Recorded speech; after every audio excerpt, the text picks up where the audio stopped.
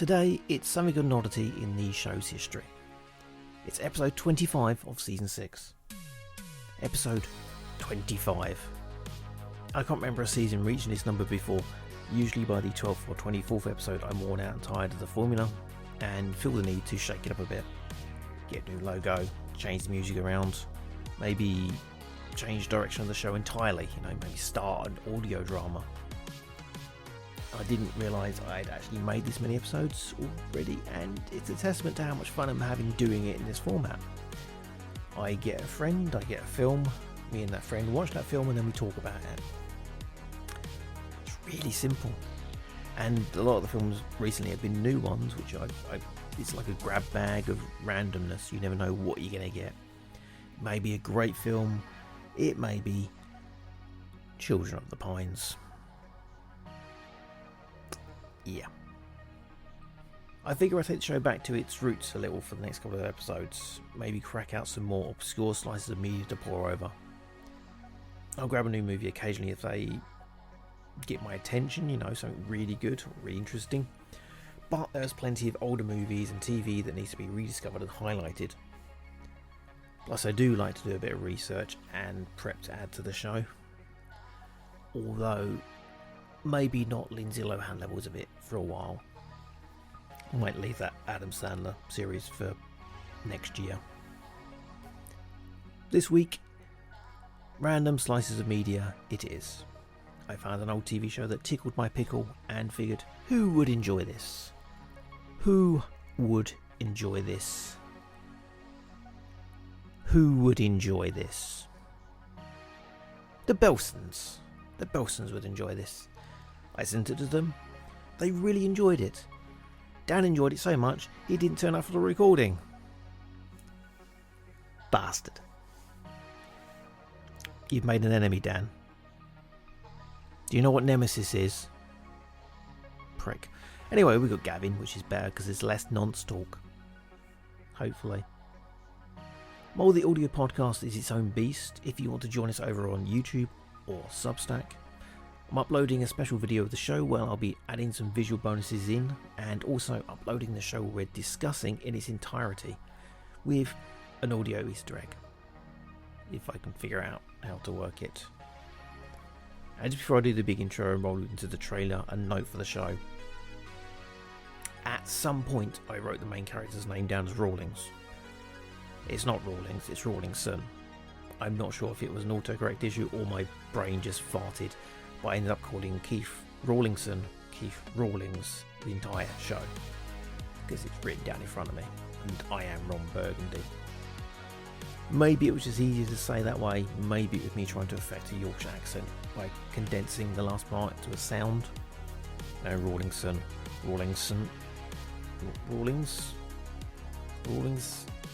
Fuck it. I'm gonna get away with this, am I? Yes, I done mess up. I always do. And I never noticed all the editing booth. Time for the show. Thanks for listening. Here's to the first episode 25. This time, Total Cult Zone presents Gavin Belson's got some bottle as he goes to the big time. Tonight, here in London's Royal Albert Hall, a team of 16 all-star top professional wrestlers are going to be doing battle in that ring. All the big names are here. There's Rollerball Rocco, the man they call Public Enemy #1. Johnny Saint, the world lightweight champion. Even Big Daddy's here. All 24.5 stone of him, all 60 inches around the waist of him. And there's one name on the bill that is brand new. A young man who has never wrestled professionally in a ring before in his life. He's always watched wrestling from outside those ropes. But tonight, he takes a step inside that ring. He's 27. He's a school teacher from Burnley in Lancashire. And for Keith Rawlingson, this is the big time. A little something different today. I'm covering a slice of obscure media that I'm not sure many folks know about. I've been covering modern films recently. Brand spanking new films. This is neither a film, brand new, but it is spanking. And I'm joined by one of the Belsons, one that's awake. Very true. Very true. So Gavin Belson, how are you doing, sir? I'm You know what? I'm okay. I have been once again let down by my brother, but why change the habit of a lifetime? Yes, this is part of my wrestling series. I'm not sure how long this series is going to last, but it's part of it. So I've got to ask, how did you get into it? Yeah, I think. Well, I guess I'm going to talk for him as well. We're of that age. Video. Um, I Video. think That's a good. video. A video. It's like one of those things. Like someone had a video, they brought it around, you watched it, and then that was kind of it. I was into it then. I First match. do. Well, the one that I remember. So I became a fan of the Blue Blazer. That's what I remember from this. Just from this video. Like that was my guy then. Um, Dan, who I will reveal, decided the Red Rooster was his favorite based on this video. Pretty sure they both lost. Uh, I'm but pretty sure yeah, one of them lost. yeah.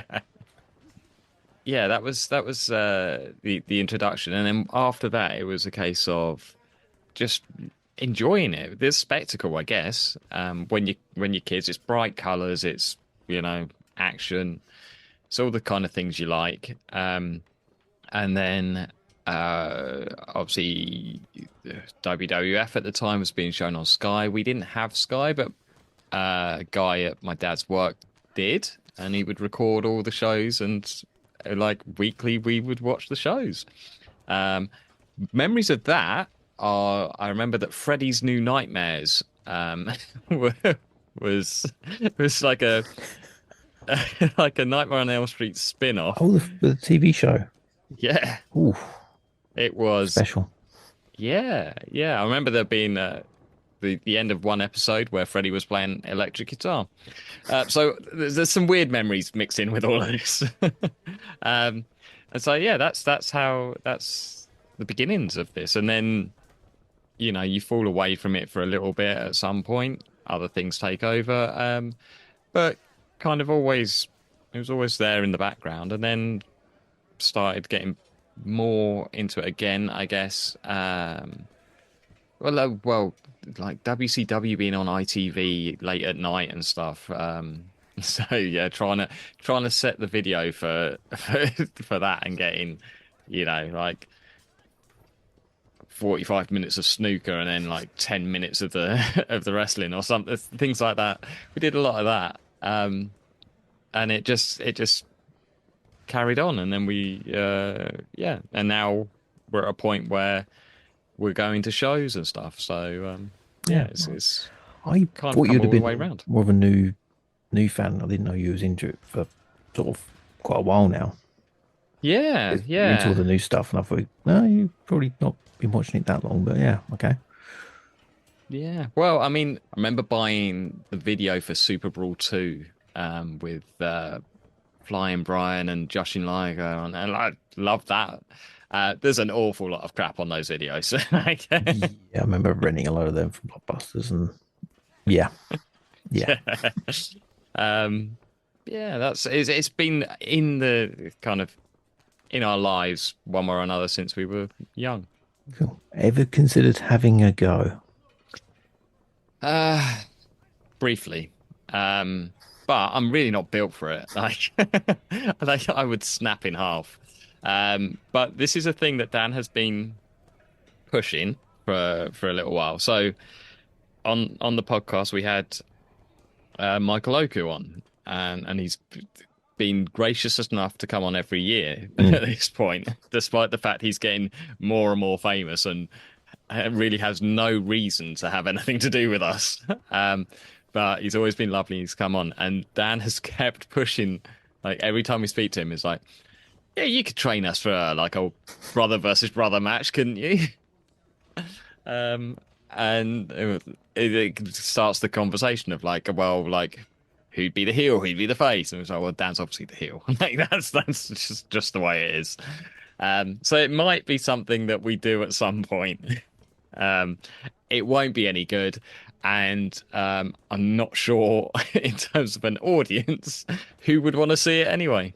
That and so we going to Purpose. I've become friends with one of the guys that helps run it. He does their social media side of stuff and their graphics and stuff like that. And Dan is now trying to push to be ring announcing for them. He just wants to be doing ring announcing, not paying his dues. He like it's the same thing. It's the same thing with this obsession he has about being on TV. He just wants to be the center of attention. And like literally today sends me a link to the fact that Bullseye's being rebooted with Freddie Flintoff, and he's like, "This has got our name written all over it." I was like, "Neither one of us are good at darts. Like, he is better than me, but like, not to a point that we're gonna win on Bullseye." You're supposed to have a professional and an amateur. Well, they always have like those like they play for their local team and stuff. Like we play darts like once a year. So we're not in the running. We've got that, and then I completely froze last time we were on a quiz show. So like that's going to go well, isn't it? He can't hit anything, and I can't answer any questions. He'll just throw a dart into Tony Green's head. But yeah, so that was his latest thing. He wants to do ring announcing, but he also wants to fight me. I think he just wants to hit me, to be honest. So maybe one day, if there's enough, if the public wants it. Being on TV and being a wrestling fan who wants to be a wrestler, that actually is today's show we'll be covering. Yeah, the big time. Yeah, I sent this through to you. You've done a commentary track for it, which hopefully will be on YouTube at some point. Yes, you did. Yeah, it helped me out to understand how you feel about it. Well, yeah, I had a weird feeling watching it. Like it was, I don't know if I'd seen bits of it before. It was vaguely familiar, but I don't know why. Okay, so Big Time was a TV show that was on BBC, run from 1976 to 1981. The show was considered the adult version of Jim Will Fix It at the time. Nowadays, different connotation altogether. There is no adult version of Jim Will Fix It. But it granted the wishes of adults who wanted to try something out they'd always wanted to do. More than a simple meet and greet, the team would take them off for a few months to train up a chosen vocation, and eventually they're given a chance to live out their dream on a legit stage. Later evolved into the show Into the Deep End, which I had heard of, where the presenters would actually take on the role of the hapless trainee trying to fit into a role. And it would later be altered into Jobs for the Boys and then Jobs for the Girls. Okay. You might remember. That's familiar, yeah. Jobs for the Boys was Hale and Pace, and Jobs for the Girls was the two from Birds of a Feather. Yeah. No, that is ringing a bell. Oh. So Big Time went 3 seasons and 15 episodes. In it, they allowed ordinary folks to live up their dreams of being a comedian, a cartoonist, a racing driver, a jockey, and a singer. A racing driver seems a bit risky. just a little. I'm not sure if F1. Okay, but maybe even so. Yeah, but singer, it was actually an achievement it genuinely accomplished. In its 3rd season, it gave the spotlight to Sheena Easton, a young girl who wanted to be a singer and she wanted to become one of the most successful British artists of the 1980s. Sure, the kids of today won't know her that well, but she's the Sabrina Carpenter of her age, I guess, with the song Sugar Walls, which is all about the vaginal walls, written by Prince. So you get the idea. There you go. Yeah. Oh, well, I knew Sheena Easton came from some sort of TV show. I didn't realize it was this one. It doesn't really work the same in this episode. So as well as making a person, it could also break them. I'm not talking about the episode we're covering. In the 1st season, a lady by the name of Gwen Troke won a competition called Cook of the Realm, and the show invited her on to organise a banquet for various dignitaries, including naval officers and the former Prime Minister. Like all the shows, a number of professionals were brought in to advise her on how to prepare for it and do all the meal prep and fight the big stage kind of deal. A couple of chefs, a couple of food critics, and one who was asked is everyone's favourite chef that could also be an unfortunate injury sustained during intercourse, Fanny Craddock. And in the episode, Gwen told her what the menu was for the event, and Fanny hated it. She hated all of it. Especially hated the dessert, which was coffee cream and bramble. I mean, she might have a point. Yeah, she said it was far too rich sounding, and what's a bramble anyway? Quite the cook. Yeah, so she said it was nice, but you're among the professionals now. She's not pleasant, is she? Yeah. She gave her a different recipe to use for the dessert, something involving pastry, fruit sorbet, and spun sugar. On the night, it was a disaster, and the mix collapsed before it could be served. The public were enraged, apparently complaining to the station and to whoever they could contact to complain. Fucking hell, so much alliteration in this. Whomever they could contact to complain about such things using a stamp or rotary phone. The Daily Telegraph wrote, "Not since 1940 have the people of England have ridden in such unified wrath." 2 weeks after this, she was terminated from a BBC contract and never presented on the channel again. Oh. Later ended up as a crack addict. Died penniless, poor, homeless, and selling tricks on the street. I can confirm that all of that, some of it, or none at all of it, yeah, none of it was true. I mean, she had the name for it. Talking of fannies, let's get to the big time, shall we? So yeah, season 3, episode 1 of the big time revolved around Keith Rawlingson. This was broadcast 11th of June 1980, 8:10 on BBC One. Prime time. Yeah, big time, this one. Big time. Very much big time. Another series of the programme which gives an amateur the chance to join the professional world of his dreams. The reporter, Paul Heine. Much hilarity. Yeah. Keith Rawlingson is a schoolmaster in Burnley. He was always longed to be a professional wrestler. Now, the big time gives him the chance. It takes 3 months of strict training and bodybuilding, during which Keith is advised by some of the biggest names in wrestling, including Ken Morton, Big Daddy, and world lightweight champion Johnny Saint. His big moment is a match in an all-star bill at the most glamorous wrestling venue in the country, London's Royal Albert Hall. Like contributors, you got subject Keith Rawlings, reporter Paul Heine, experts Ken Morton, Big Daddy, and Johnny Saint, film editor Roger Girton, and producer Esther Ranson. Yeah, I did notice that. Yeah, because this is a spin-off of That's Life.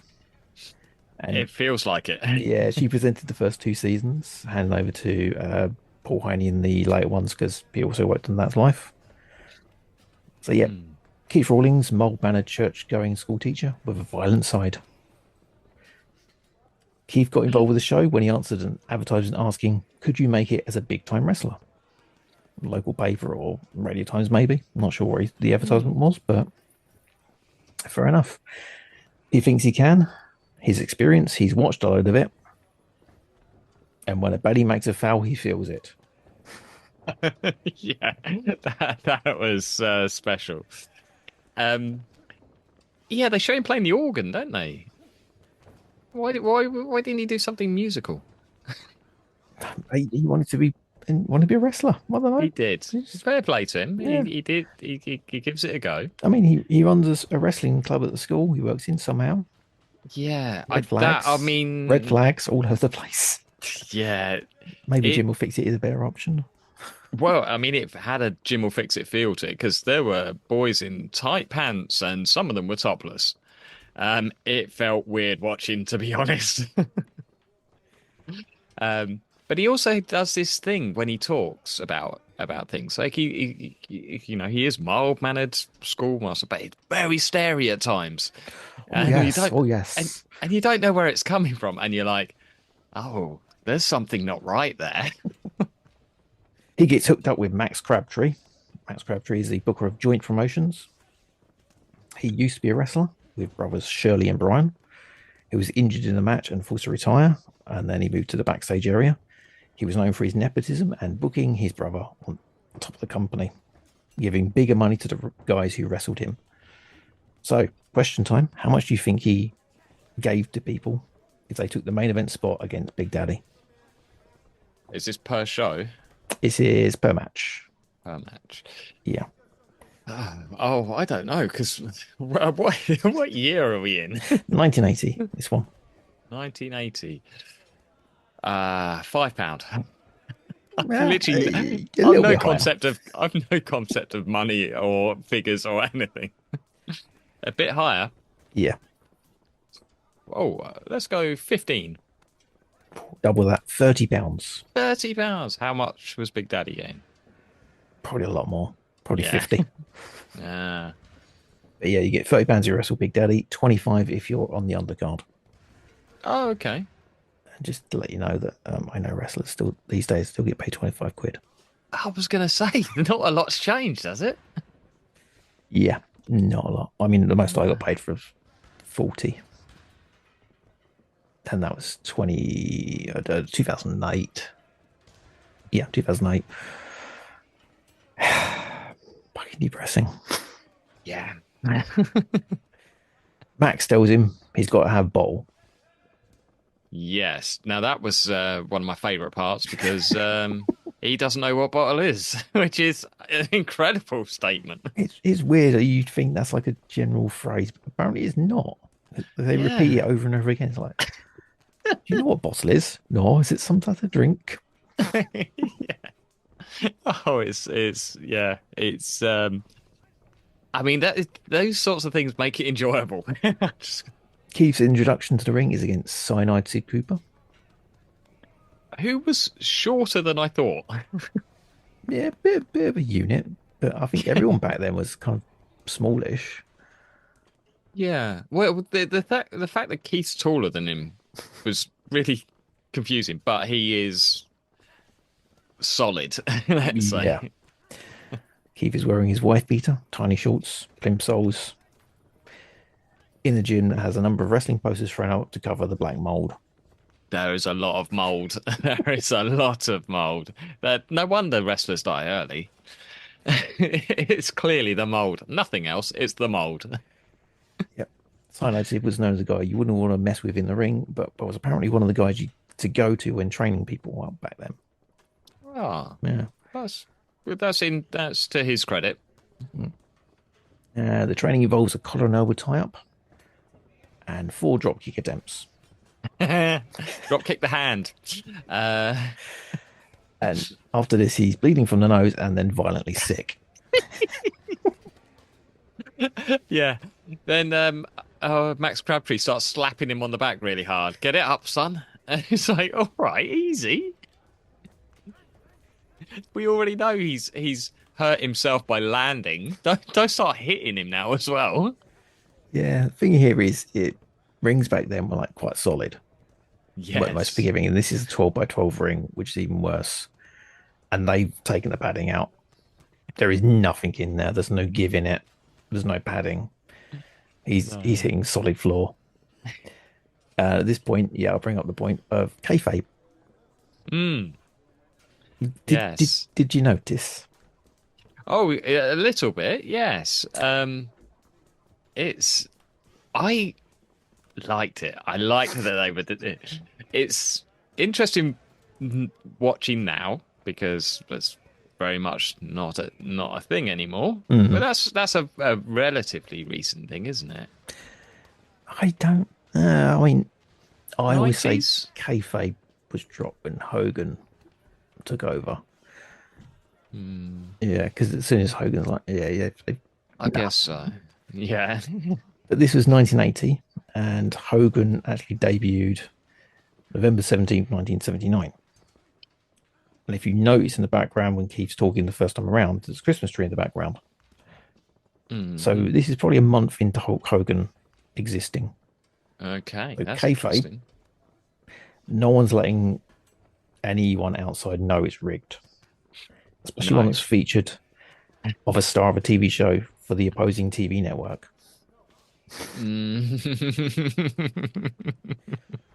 At no point during Yeah. this show does Keith know it's a work. That's He's getting absolute shit knocked out of him. He really is. Yeah. That's I mean, that's something, isn't it? You think they're letting him in a little bit No, because Just no. he just it's killing a man. Apparently it was But 6 months, not 3 months he got trained. well, he had to bulk up. And the bulking up is mainly milk based. It's very dairy heavy. Okay, so could you tell everyone what the diet was they suggested? Well, what I remember of it being, it's Can you picture in your mind what's they on the table? showed it. It's a lot of I don't know. I can't remember how many. It's a lot of glasses of milk. There's a lot of eggs. It's basically it's like it's cholesterol. It's cholesterol on a plate. Yeah, it was.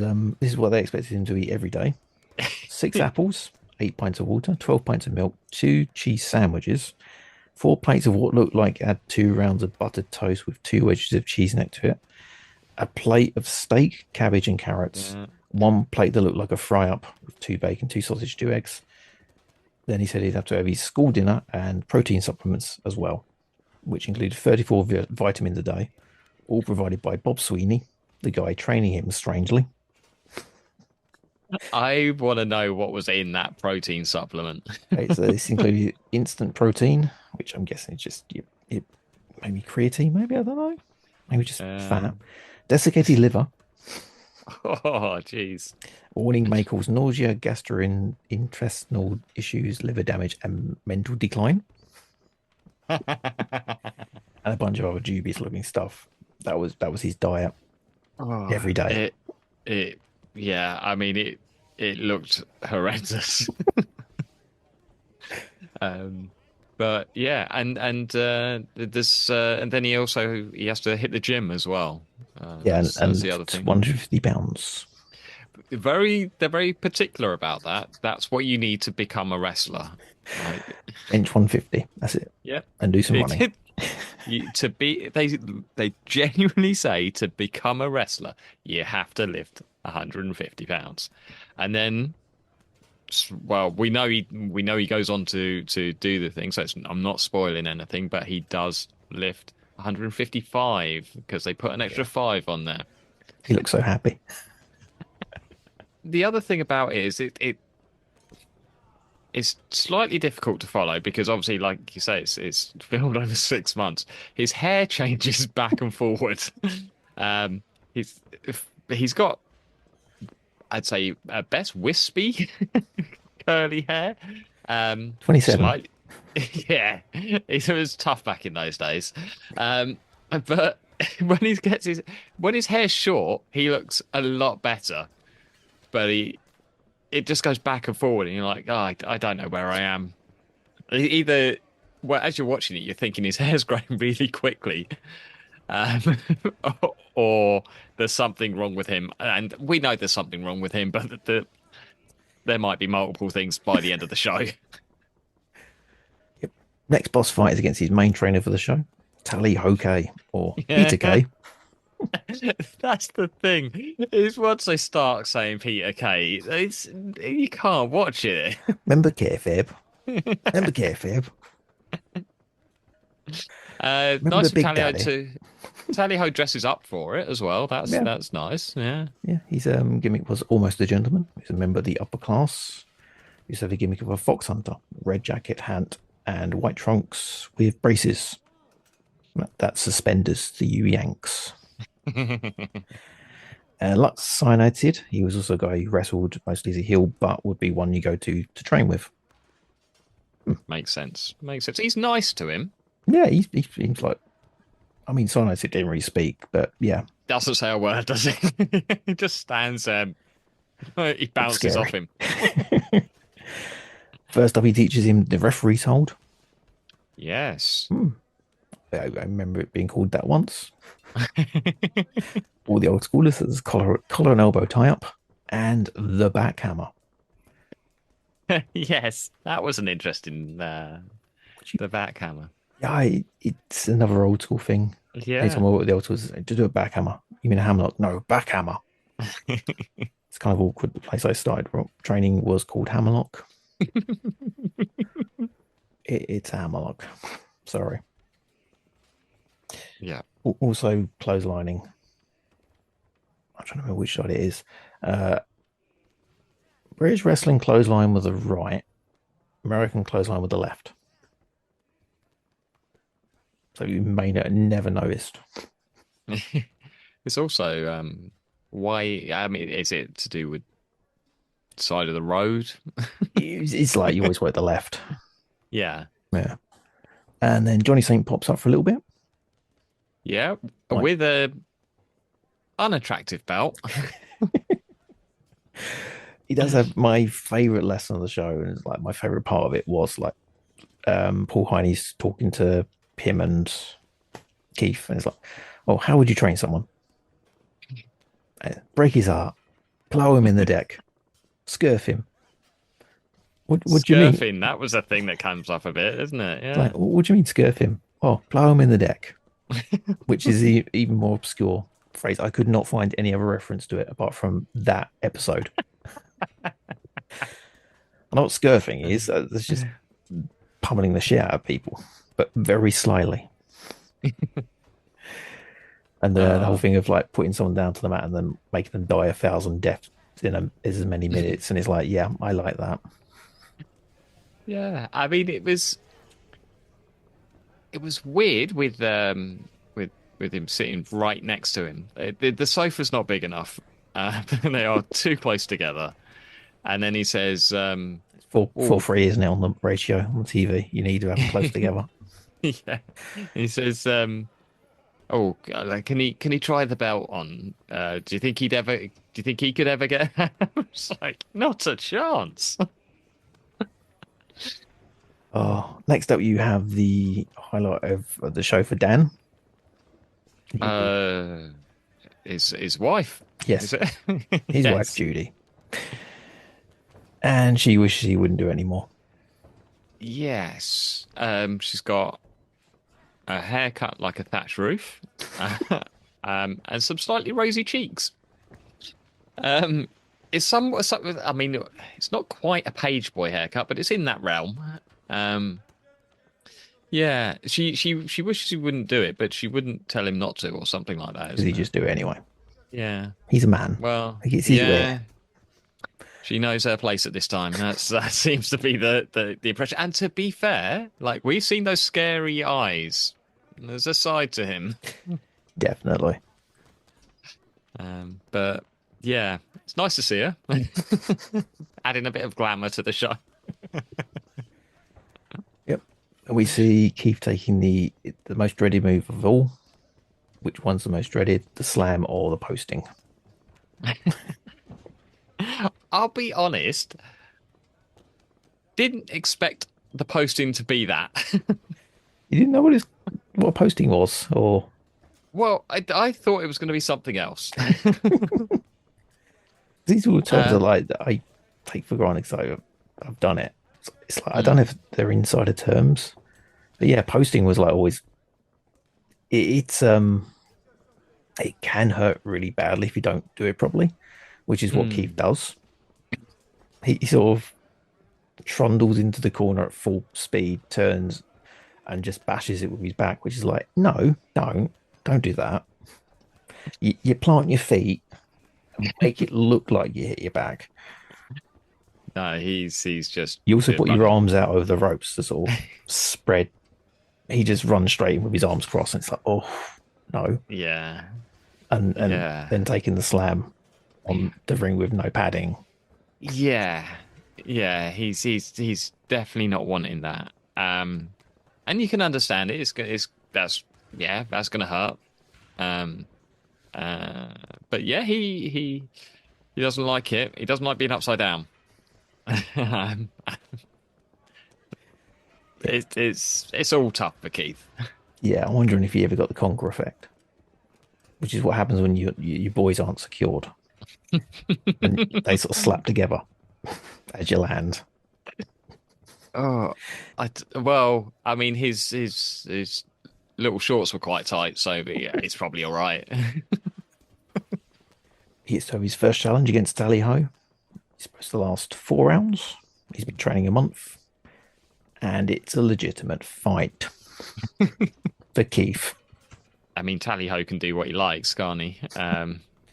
Pretty much, he's sort of feeding him stuff. But Yeah, it's not a lot you can do with him. No, he's like I said, Tally Ho is nice. He's nice to him. He could have been a lot meaner if he wanted to. Max Crabtree's there scoring him, which is What was his first score? Was it? was it 3? Yeah, 3 out of 10. Yeah. But he did see something in him. Don't know what that was. The psychopathic eyes, maybe. The slaughter. Also get to interview Joe DeRazio here, the referee. Interesting. Oh, one. yes. Yeah. As well as a wrestling referee, he was an actor, stuntman, painter, and writer. And he would teach adults with learning difficulties how to paint and draw. Oh, that's nice. Yeah, lovely guy. He also appears to have painted on his hair. That's incredible look. It's the style back then, painting on your hair. Yeah, ink. Get to speak to Ken Walton. He kayfabes his entire way through an interview. He does Badly.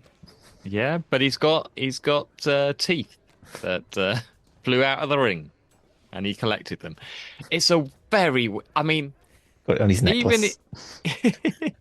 Even if you want to get across that this is real, this is it's legitimate. They're fighting each other.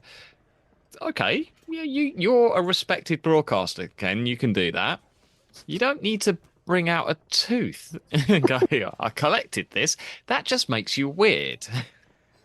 Bless him. Great voice, though. Great voice. Yeah.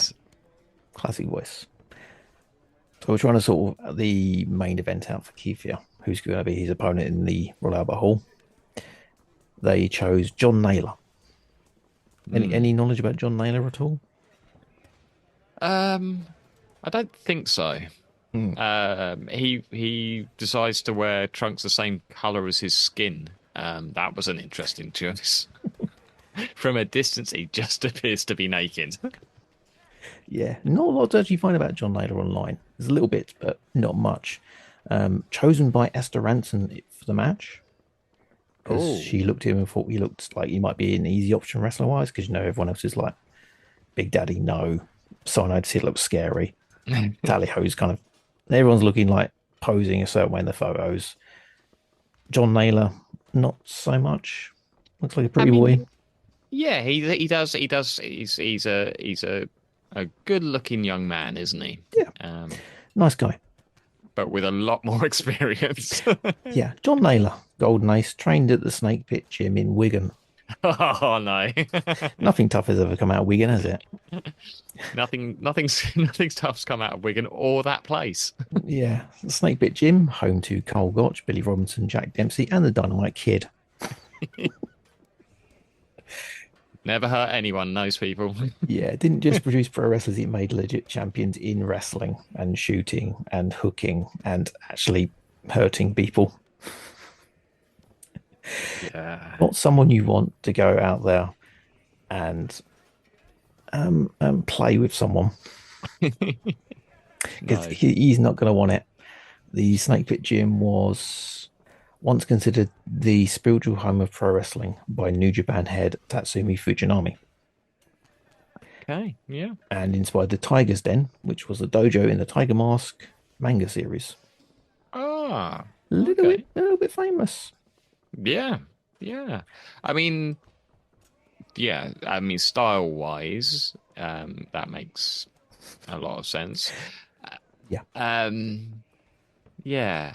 Only used to do flips and moonsaults as well. Oh. But mostly mat wrestling. Which we'll see in a little while. Yes. Yeah. Against Rip Rawlings. Yes. They changed Keith's name to Rip. Because no, Rip, he can't be a Ripper. He can be a Rip, though. No, R.I.P. Keith Rawlings. It was. I did. Even When he subtle. starts going through some of the non-options for names, you're like, of course not. Um, yeah. And then when they get to the Albert Hall, um, I'm gonna say security fairly lax. He just walks in and he just says, "Oh, I, I'm a wrestler. I'm on the show," and he just gets shown through to the dressing rooms. So they show him the poster and they give him a special robe. Rip They Rawlings do. black. Yeah. Um, Silk robe, it looks like. Yeah, lovely gift. Hmm. But we Did get I let him keep it? we'll Or was it get to that in a bit. soaked in his own blood? Uh, But yeah, main event time, big event at the Royal Albert is actually quite impressive to look at. Judy, his wife, is there with some of the kids from the wrestling club, all there to cheer on their hero. They don't need to see this. He's third on the show, which you had an issue with. Well, it was there were legitimate people before him. That was my issue with it. Yeah, Rollerball Rocco, Johnny Saint. Yeah, these are like the classic greats of British wrestling. On before Keith. Like you could have, if you wanted to do that, I'm just saying sandwich him in the middle. Because then you've given the people something. Keith's come out, you give the people something. Like I think it's still like the old school mentality of shows because they used to have 4 matches first half, and then the 3 matches. They obviously got the main event, the end. There's the semi-main event, which is like the last match of the first half. The first match will always be like a firework or comedy type match, get the crowd up. The third match on the first half will be like the downer match. So I think they placed it well because usually you have like the 4 matches and then you have a raffle. yeah. So yeah, but go to Get some purpose. Polaroids. Still have a raffle. Get some Polaroids with Keith. Keith, can you stand? Keith, can you open your eyes? Keith? So yeah, Rip Rawlings versus Johnny the Golden Ace Nailer with Joe Durazio as referee. How do you think it went? As a spectacle, I wouldn't really. I mean, it's the low point of the show. When by show, I don't mean the Royal Albert Hall show. It's the low point of the actual program. It doesn't go great for Keith. I'll say that. Naylor grabs his leg, absolutely destroys it straight away with a calf crusher. Which do you know how they work? It's like compressing the calf, right? It's it's like if you're opening a door and you got the hinge is your elbow, obviously, and the doors and the wall are the bones.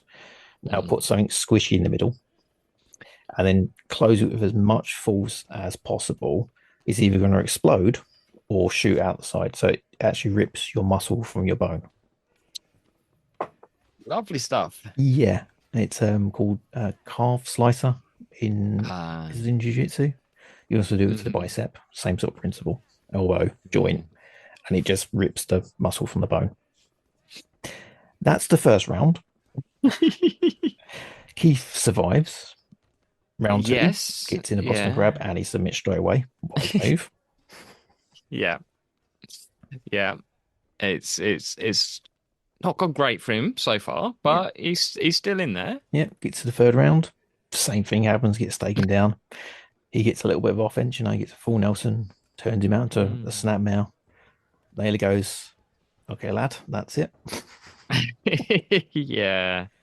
Oh, he let him have something, I guess. Yeah, bit of a hope spot. Yeah. I mean, at one point Keith goes over and he lands kind of half in the ropes, which looks uncomfortable. Yeah. You got we already know the ring's hard and he doesn't land well. It's on a leg that's already dead. Yeah. Yeah. Naylor grabs him in a another grapevine type move, cross faces him, and then the ref helps him out by putting his hand on the ropes and says, Yeah. there they go now. And that's the end of the round. Keith gets to the corner, fighting for breath, can't stand up, and the match is over. Yeah. He's carried out of there. Judy looks on in despair. I mean, I think for Keith, I mean, I'll give Keith a lot of credit. He tries and he stays in there until he just can't anymore. So you know, there's a lot to be said for that.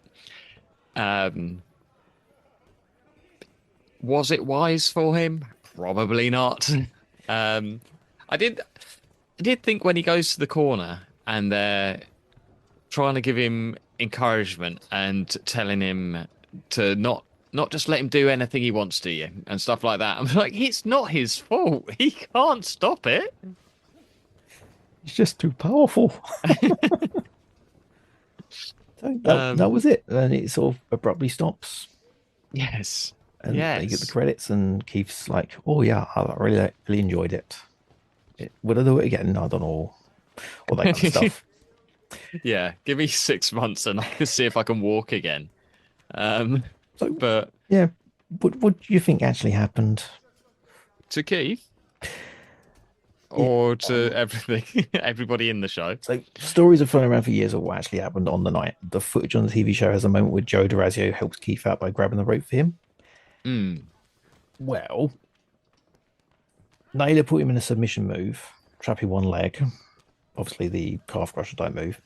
Then got him in a face bar, cross-faced him, grinding it into his face. And like the footage shows, it was across his mouth, and combined with that and the amount of pain he was in, he couldn't actually say anything. So Joe DeRazio actually said, no, the match is over. Okay. Called it there and then. Pretty much. Keith was taken to hospital straight afterwards with injuries. The footage of the match ending was him on the stretcher backstage, where he's been berated a little, but that's pretty much it. That he was just taken out there to the hospital. Esther Ranton found out the footage was binned, and then they refilmed the ending with Rawlings in perfect health, fresh from the hospital where he'd been for a few days.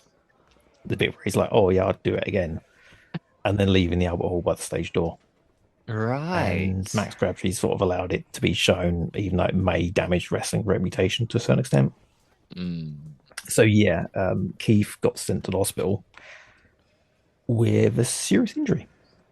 He was reported a few days before the airing of the show. He was still in pain from the match, which had occurred months beforehand. He was needed surgery to fix the problem. Never divulged what the actual problem was, but I'm guessing it was like the muscle got completely ripped from his bone. And even though he was kind of upbeat about it, he kind of enjoyed what happened. He was more upset about the fact the gown made for him on the event, was stolen by someone. Oh, that's low, isn't it? Yeah. And then he returned to his teaching job rather than going to wrestling, despite Max Crabtree actually offering him a job in the business. Maybe as a wrestler, maybe as part of the team. But he did offer him a job. Well, that's nice. I mean, I guess you could do something with him then, couldn't you? Like he's already, you know, he can take some abuse. He did all right in terms of like sticking in there, and the fact that he wasn't like bitter about it or angry was like, yeah, you took it. Okay, come back. We'll smart you up a bit. Yeah, exactly. So I mean, you could have done that way, and then you could have him on shows, and he could lose and lose and lose, and you could be this is how you could build it. Like he loses, and finally gets a win. Yeah. I mean, this is how they used to train people back in the day, because nowadays you got so many wrestling schools. Now that you sort of learn everything before you even get into the ring. It used to be like 70s, it was like, I want to be a wrestler. Okay, then come along. And they'll do like one or two things beforehand. And then you get in the ring that night and you get the shit knocked out of you. And then you go, okay, that was great. Can we do it again? And you come back and come back and come back. And eventually it's like, okay, you can slam me now. Yeah. Well, it's pretty much how you used to train. Yeah, I mean, is it the best way? Maybe not. But I don't know. I mean, a lot of the classic wrestlers from the 70s, like they're legends. It's like, yeah, that's how they learned. And it's a way of weeding out people who don't really want it. Because if you don't really want it, you're not going to keep coming back. Yeah. So yeah, that was the story of Keith Rawlings on Big Time. And we're going to end on a happy note. This was going to be a versus Are You a Dead quickfire edition. Okay. The Big Time Are You a Dead? Is Keith dead? He looked dead. Okay, so I'm going to give you a name. You have to say if they're dead or not, and then you have to say when they died. When you think they died. So Max Crabtree. Oh, dead. Not that long ago. Well, it's all relative, isn't it? I'm now going to say yeah, that is quite a long time ago. I'm going to say 2005. Max Crabtree, yes, he is dead. Born 1933, died age 90 last year. Oh. So when I said not that long ago, I really should have stuck with that. Yeah. Referee Joe DeRazio. Definitely dead. He looked almost there then. When was this filmed? 1980. 1981 then. No. His hair was 22. Is that like the on the color chart or something? I would say he died in 1990. I've just given him 10 years from that. Born July 1922. Died March 2022 at 99 years old. Bloody hell. It turns out being in wrestling is good for you, eh? Well, that black mold's good for you. He was preserved. Okay, presenter of the Big Time, and that's life. Paul Heine. Okay. So, Paul Heine. Oh, it's that time. He could have been anything from like 25 to 45. I'm going to say he's not dead. And then I was almost going to give you a year. So that makes sense, doesn't it? Okay. No, he's not dead. Yay. He's 75 years old and married to a woman who rallies against woke culture. So he probably wishes he was. I wish she was. I've never heard of her before, but... Send you a link. Sounds lovely. I'm okay without it. Cyanide Sid Cooper. I'm going to say... Yes, he's dead. And when do you reckon he died? 2020. You're learning. They hung around, apparently. Yeah. Yes, he's dead. July 8th, 2021. Close. Very close. That's as close as I'm going to get. Yeah. So I would have done Tally Ho, Peter Kay. Or John Naylor. You couldn't find anything about him? Well, I found something about Peter Kay being alive, but he doesn't talk about wrestling that much anymore.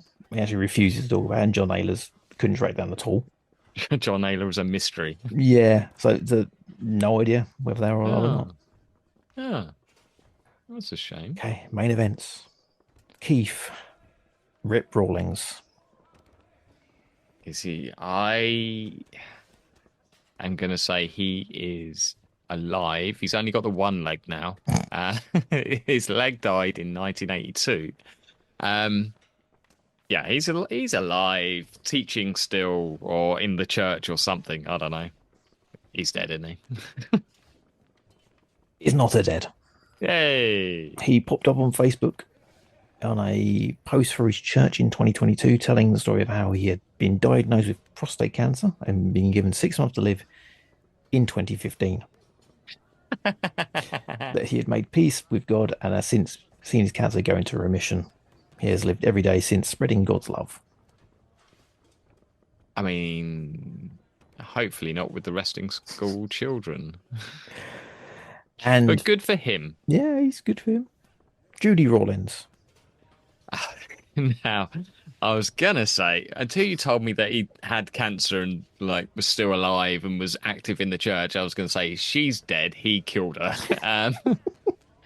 I'm gonna say Judy is missing. Nobody ever saw her, but there is a new flower bed in his garden that's sprung up overnight. Drum roll, please. Oh, I can't do a drum roll. Can I do it? Ooh. Yes, she is dead. Did he kill her? No. She okay. died of melanoma at 60 years old in 2017. 2 years after being diagnosed, the same year Keith was with prostate cancer. It really rained shit on them that year. It did. God preferred one of them, eh? Yeah. They were still married at the time, and when she passed away, they had been together for 44 years. That's nice. She got past his injury. Just leaving that in the air for you to do the maths on 60 plus. I'll take away 44. Oh, yes. Married 44 years.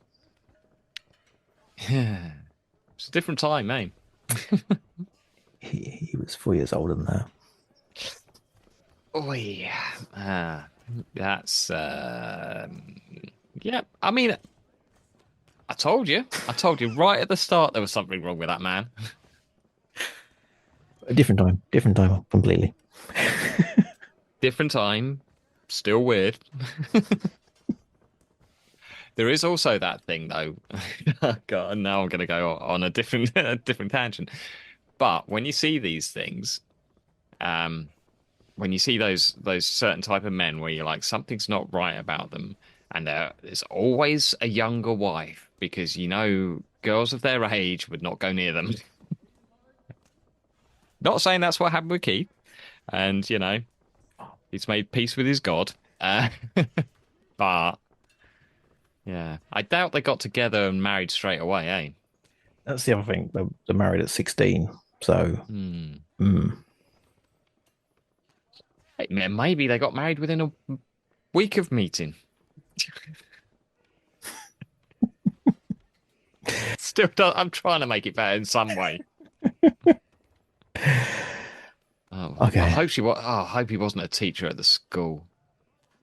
I hope she wasn't like one of his students. That was beyond my research.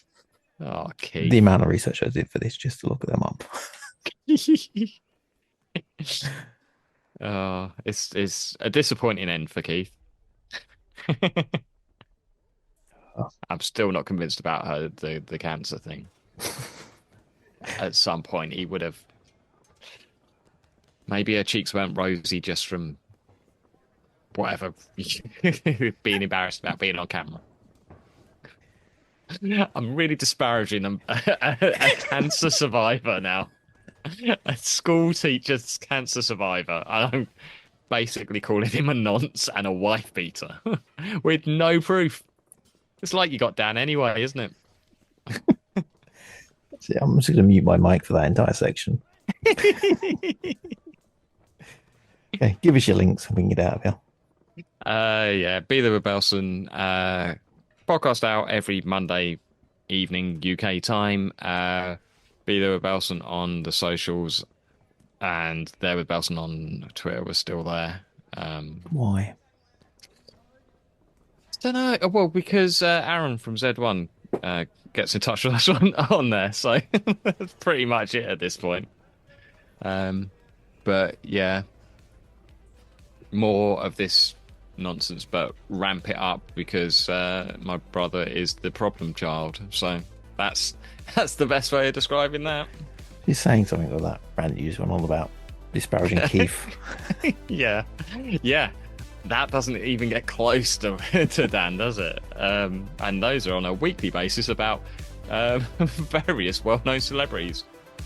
It usually starts with an intro which is defamatory in some way, and then it goes downhill from there. So yeah, if you like, I don't even know how to describe it. Chat about yeah, nonce talk. That comes up a lot. Old British nonces comes up way too often. It's very specific. I don't know what an international audience gets out of that. But yeah, that and more random things that have happened to us throughout the week, that's what you get. And hopefully you'll be amused in some way. And as you pointed out before, we rattle through topics at breakneck speed. Excellent. There. As always, my stuff, totalcockzone.com. My stuff is on there. Go look at my stuff. It's lovely stuff. It is lovely stuff. I can confirm that. And that was a much more concise way of doing that. It's a website.